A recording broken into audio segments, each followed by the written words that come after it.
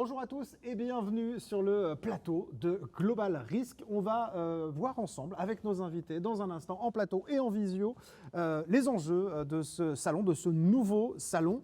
Je vous donne la date tout de suite, c'est le 8 mars 2022 et ce salon va répondre aux problématiques des entreprises, on l'espère, de façon très éclairé et pragmatique, mais j'en suis sûr parce qu'on a les bons intervenants, on a nos partenaires qui sont avec nous aujourd'hui.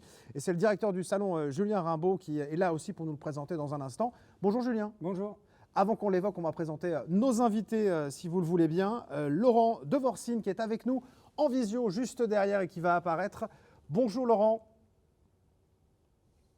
Bonjour à tous. Merci d'être avec nous aujourd'hui. Vous êtes le représentant de la NAPF et on échangera bien sûr avec vous dans un instant. Je salue aussi Philippe Poxic et vous êtes de la Fédération française des assurances. Bienvenue aussi sur ce plateau. Merci. Bonjour, merci d'être avec nous. Je vais laisser la parole au directeur en premier parce que la première question, elle est toute simple. Julien, pourquoi vous avez décidé de créer cet événement ? C'est notre vocation, on est en veille constante des thématiques possibles, imaginables sur notre territoire. C'est notre rôle que de créer des événements qui ont du sens et qui répondent à des enjeux actuels. Donc ça, c'est un premier objectif. Et puis effectivement, on a un historique, on a un écosystème autour de la question du risque et de l'assurance sur notre territoire qui est extrêmement important. Et donc ça a vraiment du sens que de proposer cette thématique. Vous avez détecté que cette problématique, les chefs d'entreprise avaient besoin de s'en saisir et peut-être qu'on pouvait leur apporter des solutions. Comment d'ailleurs va-t-il répondre aux besoins des entreprises cet événement ? On veut clairement que ce soit un environnement pragmatique. C'est un sujet qui peut paraître anxiogène pour tout entrepreneur, de la plus petite entreprise à la plus grande. Bien et sûr. Nous, notre ambition, c'est de proposer des solutions avec des mises en pratique qui soient tout à fait immédiates. Il va s'adresser à toute typologie d'entreprise. Ça aussi, pour nous, c'est important. Et le choix de nos thèmes et de nos environnements va aller en ce sens. Alors, 8 pôles vont être présents, puisque on le verra dans un instant avec nos autres intervenants. Le risque, il est multiple. Il peut être multiforme. Et là, on va essayer de traiter un petit peu tous ces aspects. Oui, alors je vais vous les citer. Humain, finance, commerce, environnement, matériel, juridique, production, digital. Ce sont des thèmes que nous avons arrêtés. Mais effectivement, le risque est à tous les étages de l'entreprise, à toute la place de l'entreprise. Et notre ambition est effectivement de démontrer aux entrepreneurs que c'est des thématiques à prendre en compte dans le pilotage de leur structure, mais qu'il existe aussi de nombreuses solutions et on sera là pour leur démontrer. Grâce à des intervenants divers, oui, à tous les niveaux, c'est pareil. Là aussi, ça va être protéiforme. Le but du jeu est de permettre, effectivement, lors de conférences ou de plénières un petit peu plus construites et qui vont nous permettre de nous projeter sur l'évolution du risque dans l'écosystème des entreprises, mais aussi sur des rencontres beaucoup plus pragmatiques, en un contre un avec les entreprises, sur des formats tutos, sur beaucoup de choses qui vont pouvoir se mettre en œuvre et répondre tout à fait spécifiquement aux objectifs des entreprises. Et on va d'ailleurs être extrêmement vigilant à la nature des entreprises qui vont se préinscrire à cet événement pour adapter au fil du temps le contenu à leur typologie, à leur spécificité, à leurs attentes. Et vous êtes surtout entouré de partenaires et de professionnels dans les pôles que vous évoquiez tout à l'heure. Alors on a 2 partenaires importants ici avec nous aujourd'hui, mais il y en a effectivement beaucoup d'autres. On a monté un comité de pilotage pour structurer cet événement, des opérateurs locaux, la FFB, l'Université du Mans avec une école tout à fait remarquable, l'IRA, sur la question justement très spécifique du risque, le MEDEF, la Chambre de commerce et d'industrie, mais aussi des opérateurs nationaux, dont les plus éminents représentants sont avec nous aujourd'hui, mais encore d'autres. Donc voilà, c'est clairement un événement de filière. Alors justement, je vais m'adresser à eux. Julien, si vous le voulez bien. Laurent Devorcine, pourquoi la NAPF a souhaité rallier l'organisation de cet événement ? Voilà, une question simple aussi pour débuter. Alors peut-être pour commencer, déjà vous présenter NAPF. NAPF, c'est la place financière du Grand Ouest.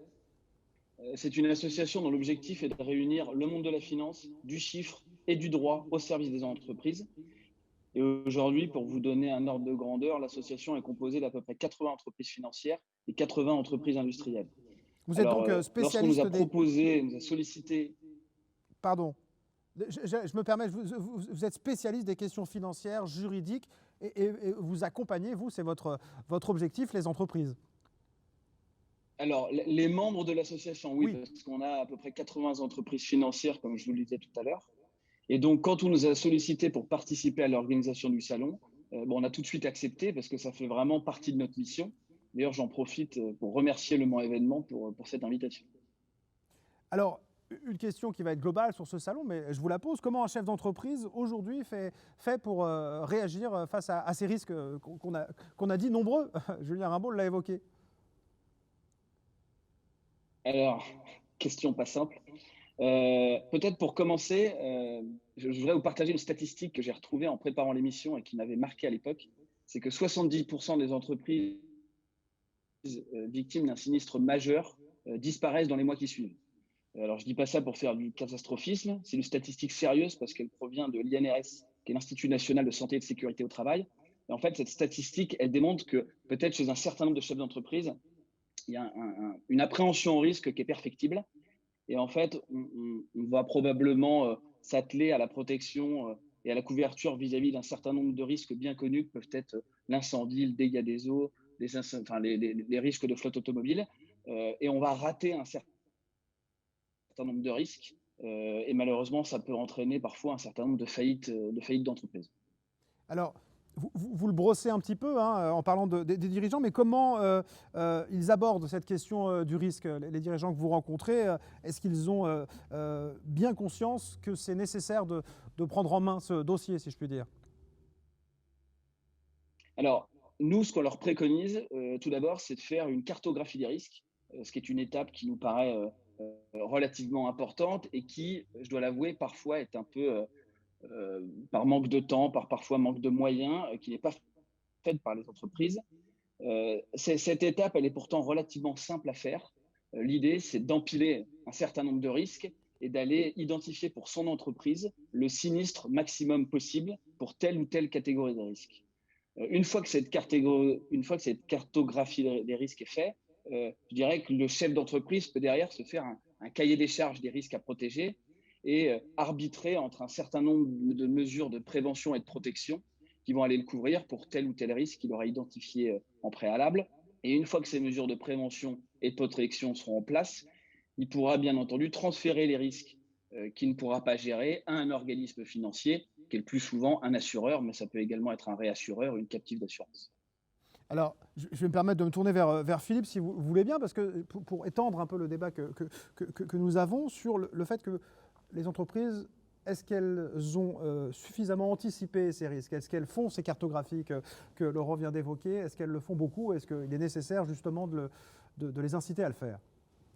Alors oui, je dirais dans le sens de ce que vient de dire Laurent, c'est que effectivement, il y a une culture de l'approche du risque à développer dans les entreprises. Et surtout, je crois qu'il a dit un mot-clé, une entreprise doit cartographier ses risques. C'est-à-dire, c'est à partir du moment où on connaît bien ces risques que l'on arrive à trouver des solutions. Et Laurent l'a dit, je pense à un moment donné, les risques sont certains transférables, d'autres pas, et il faut apprendre à les connaître. Donc oui, les entreprises doivent apprendre à connaître ça.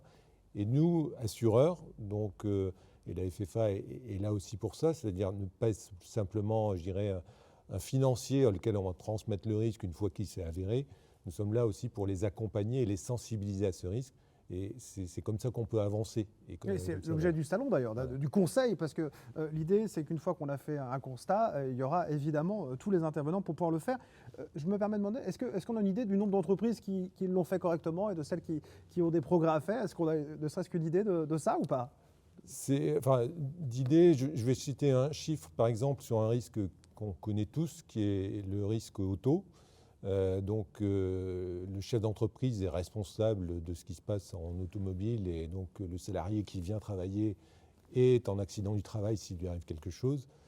Il y a à peine 2 entreprises sur 10 qui ont abordé ce risque auto. Or pourtant c'est quelque chose de courant qu'on connaît tous. Donc ça montre effectivement le sujet qu'on a. Ensuite, sur les autres risques, il y a l'accident du travail. Donc là, on est sur des sujets, je dirais, où les CPAM, etc. vont accompagner. Donc vous voyez qu'il y a très peu d'entreprises qui procèdent ça, alors qu'il existe des sujets contractuels et légaux. C'est-à-dire que toute entreprise qui a des salariés doit faire un document des risques, un document unique d'évaluation des risques. Et on s'aperçoit que très peu du temps, il est bien complété et bien cartographié en fait. Bon, alors, vous avez d'ailleurs créé, la FFA, des outils de prévention des risques. Est-ce que vous pouvez en dire un peu plus sur ces outils? Alors, la FFA ne crée pas des outils. En fait, le rôle de la FFA, donc c'est une fédération qui regroupe quasiment la totalité des assureurs de la place, 99%. Fédération française des assurances, je le redis, dans son intégralité.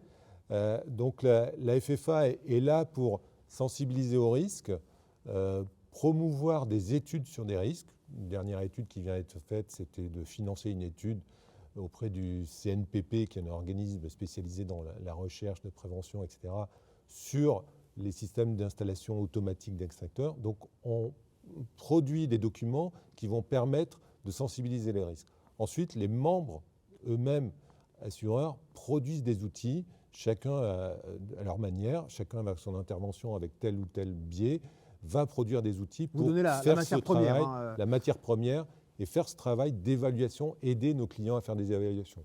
Donc des entreprises ont fait des petits outils d'outils de prévention, de cartographie, de tel ou tel risque. Nous, FFA, effectivement, nous allons être dans la sensibilisation, dans la prospective et dans l'évaluation des risques tels qu'ils peuvent être, et puis essayer de les diagnostiquer et d'être à l'écoute en veille, en fait, sur ces points. Pour les chefs d'entreprise qui nous regardent là aujourd'hui, il est important peut-être de signaler que ce qui va être fait, comme l'a conseillé Laurent Devorsin tout à l'heure, ou vous à l'instant, les investissements qu'on peut mettre au départ sur la prévention peuvent être un véritable gain après, et que c'est pour ça que c'est vraiment intéressant de s'y intéresser et de passer nous voir le 8 mars 2022, parce que ce qui est une dépense aujourd'hui peut nous faire gagner de l'argent après, et éviter peut-être une fermeture, comme l'a dit quand même si c'est le scénario évidemment le plus dramatique, mais éviter des conséquences graves en tout cas. Oui, tout à fait. Le scénario catastrophe, je dirais, c'est le maximum. Mais il arrive quand même. Il arrive, mais effectivement, la prévention est quelque chose, pour un industriel, je dirais, qui ne ramène pas immédiatement, qui n'a pas un retour sur investissement immédiat. J'investis dans une machine, je sais ce qu'elle va ramener. Par contre, la prévention, je dirais, j'amène de la pérennité. Et en fait, une entreprise, de quoi a-t-elle besoin essentiellement? De pérennité pour se développer, continuer, rassurer ses clients, rassurer ses salariés, rassurer le chef d'entreprise. Donc effectivement, la prévention va amener ça. Donc on va gagner dans le temps, on va gagner, je dirais, il y a des choses qu'un assureur va rembourser, mais il y a des coûts induits que personne ne remboursera. Le client qui n'a pas été livré, vous allez peut-être rembourser la voiture, la marchandise qui a été endommagée. Ce client-là, s'il a trouvé une solution ailleurs, il aura pris ailleurs et le chef d'entreprise aura perdu ce client. Donc vous voyez qu'on travaille vraiment sur un ensemble. Nous, assureurs, nous répondons sur des caractéristiques financières et sur notre métier premier, qui est la mutualisation du risque, puisque c'est ça notre métier. Mais nous amenons effectivement cette prévention pour aider nos chefs d'entreprise à améliorer ce risque et à travailler dans la pérennité. Et à le limiter, puisque de toute façon, une entreprise, c'est un risque, ça c'est sûr, et c'est un ensemble de risques. Merci d'avoir été aussi clair, Philippe Poxic, et merci Laurent Devorsin de votre intervention et surtout d'accompagner le salon. Julien Rabaud, un petit mot, on se donne rendez-vous donc en mars 2022. Voilà, exactement, c'est un grand plaisir pour nous, on est très bien accompagnés dans cette démarche. Et on a cette ambition de produire un événement vraiment de qualité, très pragmatique, on le rappelle, on a vraiment le souhait d'apporter des solutions. Vous parliez de risques là ici, mais on voit aussi aujourd'hui par exemple la question des approvisionnements et d'une réalité assez terrible pour beaucoup de secteurs d'activité. Et c'est le genre de sujet qu'on va aussi essayer de traiter dans des notions de prospective, par exemple, mais on va être complètement adapté à l'actualité qui sera la nôtre, parce que vous le voyez bien, le risque est très mouvant également, donc il faut être au plus proche de l'actu. Exactement, et toutes les bonnes infos et toutes les bonnes rencontres, vous les ferez à Global Risk. Je rappelle la date une dernière fois, c'est le 8 mars 2022. Merci messieurs, merci d'avoir été avec nous en plateau et en visio. Ça, c'est une des choses que les crises nous apportent. Maintenant, on sait faire.